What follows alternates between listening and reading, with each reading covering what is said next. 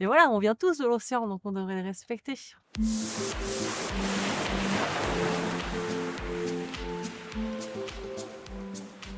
Je m'appelle Justine Dupont, je suis surfeuse professionnelle et j'ai grandi et commencé le surf dans le sud-ouest en France et j'ai bientôt 34 ans.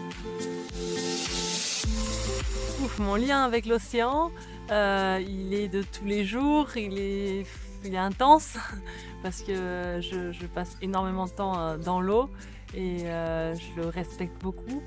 Je dirais même c'est une relation, même d'amour, de relation de respect.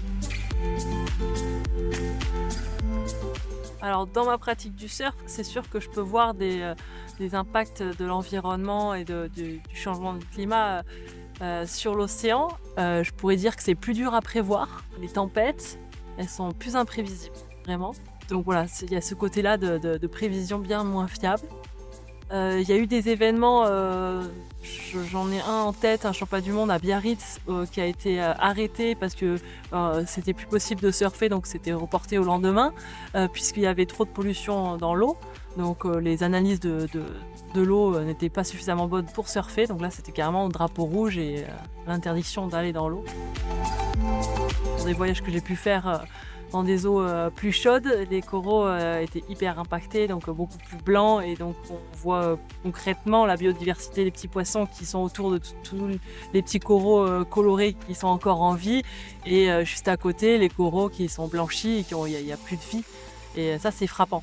Il y a un côté, qui est hyper positif sur le fait, qu'il y ait un traité pour la haute mer, mais en même temps, je sais pas, au fond de moi, j'ai un tout petit côté, de déception sur le fait que c'était peut-être le dernier endroit sur terre où il y avait de la liberté. Alors sur terre, c'est une image parce que c'est dans l'océan, où il y avait une liberté et en fait, non, l'humain, malgré lui, impose qu'on ait besoin d'un cadre et c'est dommage qu'on soit obligé de ça, en fait. Mais j'espère surtout que, ouais, qu'il va être signé par tous les pays et que petit à petit, en tout cas, il y a des choses qui soient faites. La finalité, c'est plus pour nous, qu'on le fait, hein. On dit toujours que c'est pour la planète, hein, c'est pour nous, c'est pour la survie des humains sur cette planète. Parce que la planète, elle va continuer d'être là et l'océan, il va continuer d'être là. Il était là avant nous et il sera là après nous. Nazaré, pour moi, c'est un endroit où l'océan s'exprime au plein de son potentiel, je dirais. C'est passionnant pour moi parce que ouais, j'ai côtoyé plein d'endroits, plein de plages, de vagues et d'océans. Et ici, c'est le plus puissant que ça peut être. Donc c'est envoûtant, c'est magique et en même temps ça peut être hyper calme, hyper doux. Donc j'aime beaucoup cette